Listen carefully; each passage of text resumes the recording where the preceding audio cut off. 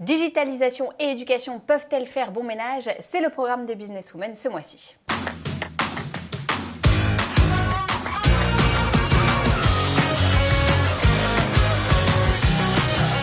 Bonjour à tous et bienvenue dans Businesswoman. Alors avec moi sur ce plateau pour parler de notre sujet, j'accueille Aude Guénaud, la fondatrice de Plume. Bonjour. Bonjour Aude. Et à vos côtés, Sharon Sofer, la créatrice de Startup for Kids. Bonjour. Alors peut-être que tout le monde ne vous connaît pas, je vous propose qu'on regarde un peu votre compte Instagram pour voir qui vous êtes et on en parle juste après. Selon Aude Guénaud, les outils numériques bien utilisés peuvent constituer un formidable moyen de réconcilier l'enfant avec la lecture et la production de textes. Fort de ce constat, cette professeure en collège, diplômée en psychologie clinique et formée à la méthode Montessori, a mis au point Plume, une plateforme d'écriture créative à destination des 8-12 ans. Pari osé, mais pari gagné pour cette lectrice passionnée qui fait de l'écran un outil pédagogique innovant. Alors Aude, je vois que vous avez mis un magnifique pull à l'effigie N'est-ce pas? Plume. Tout à fait. Plume, chatouillons l'écriture. Racontez-nous un peu plus précisément ce qu'est Plume. Alors Plume, en fait, comme l'indique notre slogan Chatouillons l'écriture, c'est le pari de rendre l'écriture tellement joyeuse, tellement créative que les enfants vont progresser en fait en expression écrite.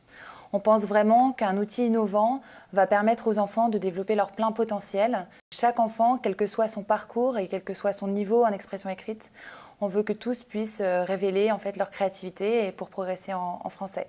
Et une fois qu'on a dit ça, qui vous devez convaincre? Les enfants ou les parents des enfants, les professeurs des enfants? C'est qui votre cible? Alors notre cible, c'est en premier lieu évidemment les parents. On est très soutenu par les enseignants qui nous utilisent dans les classes en fait et qui permettent aux parents de découvrir notre outil. Et en fait, ce qui est assez chouette, c'est de se rendre compte que les enfants, dès qu'ils commencent, en fait, ça va très très vite, ils s'en saisissent et ils écrivent leurs propres livres. Et donc, une fois qu'ils ont commencé à écrire, en fait, il n'y a plus besoin de faire de travail de conviction. En fait, ils aiment écrire très spontanément et spécialement entre 8 et 12 ans. Alors, une tranche d'âge que vous connaissez aussi très bien. Vous, Sharon, je vous propose qu'on regarde votre compte Instagram et on en parle juste après. Tu me dis, j'oublie. Tu m'apprends, je me souviens. Tu m'impliques, j'apprends, disait Benjamin Franklin. Cette phrase, Sharon Sofer l'a faite sienne. Après avoir passé 15 ans dans l'univers de la tech, cette experte en marketing décide de se lancer dans l'entrepreneuriat. Elle lance alors Scientibox, des coffrets scientifiques qui permettent d'aborder la science de façon ludique. Rapidement, elle donne un nouveau tour à son ambition et fonde Startup for Kids et Demain commence aujourd'hui. L'objectif? Préparer les jeunes de 6 à 20 ans au monde de demain à travers des ateliers, conférences et hackathons. Des rendez-vous devenus incontournables pour les acteurs innovants de l'éducation. Alors Sharon, racontez-nous un peu justement Startup for Kids et Demain commence aujourd'hui. Ce sont donc des événements. À quelle fréquence et qui vous ciblez précisément? Alors, je vais commencer par Startup for Kids, puisque historiquement, c'est les premiers événements qu'on organise. Ça s'adresse aux enfants en primaire et collège, donc de 6 à 15 ans, et tant dans le cadre familial que dans le cadre scolaire. Donc, on accueille des classes et on accueille des familles. On a 3 éditions par an maintenant, donc 2 éditions qui se passent à l'école 42, qui est dans le 17e, et une édition sur le plateau de Saclay à l'école centrale Supélec. Et l'idée, en fait, c'est de permettre aux jeunes, mais aussi aux adultes qui les accompagnent, donc les parents, les enseignants, de découvrir de nouvelles façons d'apprendre. Et c'est vraiment un lieu pour tester et expérimenter. Donc, comme le disait Aude, il y a un travail de conviction à faire, mais une fois qu'on voit en fait l'enfant qui est sur une tablette ou qui utilise un nouvel outil ou qui se saisit d'une nouvelle façon de faire, le travail de conviction, en fait, il est fait naturellement. Alors, digitalisation et éducation, c'est le sujet de notre débat. On en parle tout de suite.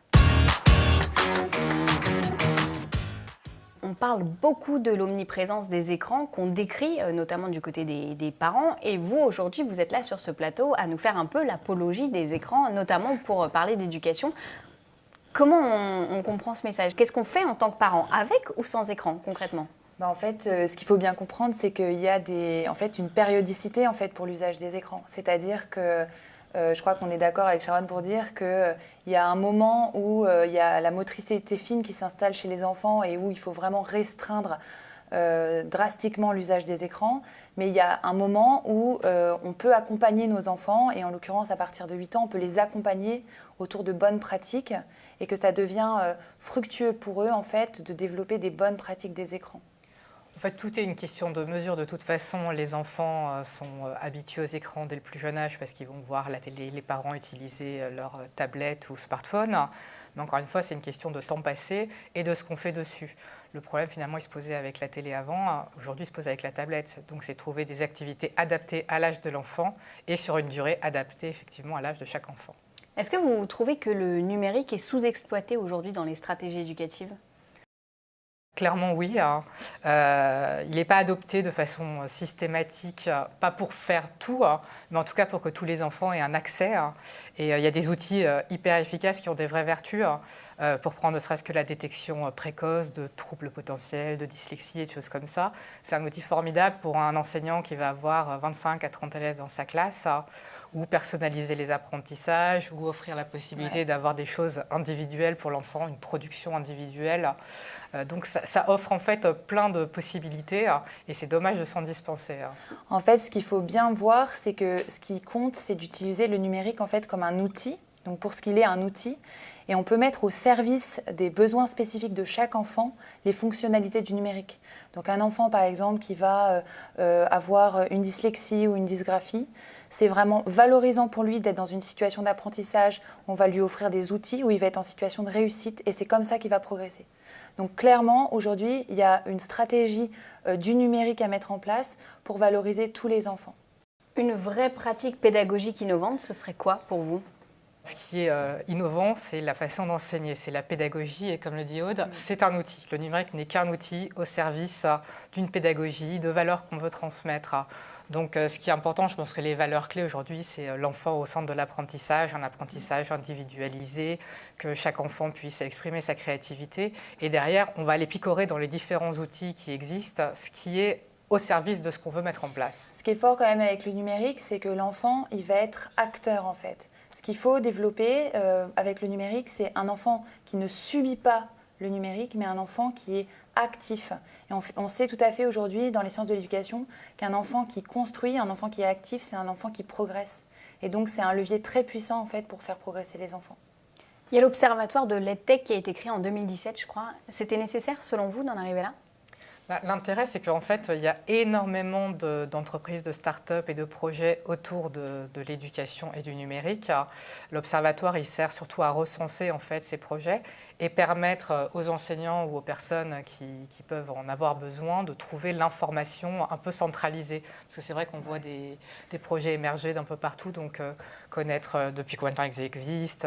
Ça permet une ressources. lisibilité en Exactement. fait de l'écosystème EdTech, clairement. Est-ce que vous êtes confronté à des parents ou à un corps professoral qui a encore peur du numérique ? Est-ce que vous vous sentez obligé de les convaincre des bienfaits du numérique ? Mais je pense qu'il y a une réticence qui est une réticence naturelle en fait du numérique parce que c'est une réticence par rapport à des choses qu'on ne connaît pas. Enfin, je veux dire, il est tout à fait normal que des parents se questionnent par rapport aux usages, même à l'école, de comment la tablette va-t-elle être utilisée ? Est-ce que mon enfant, on va l'accompagner suffisamment, etc. Qui est une réticence, je pense que c'est tout à fait naturel. Maintenant, nous, justement, notre travail, c'est de montrer comment on peut ancrer des bonnes pratiques et pour faire tomber ces réticences. C'est vrai qu'un enseignant a une pratique depuis longtemps, qui connaît, qui est stabilisée. Et c'est un outil dont on a un peu peur quand on ne le connaît pas nécessairement parce qu'on parle beaucoup des abus, de l'addiction aux écrans, etc. Donc il faut passer cette barrière. Et au contraire, plus on apprend jeune à un enfant à avoir un usage raisonné et intelligent de l'outil, et plus ça va l'accompagner et lui servir toute sa vie.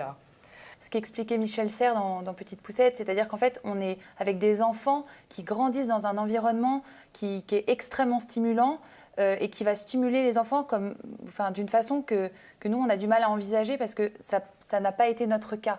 Donc en fait, ces enfants, naturellement, intuitivement, ils sont portés vers ces outils.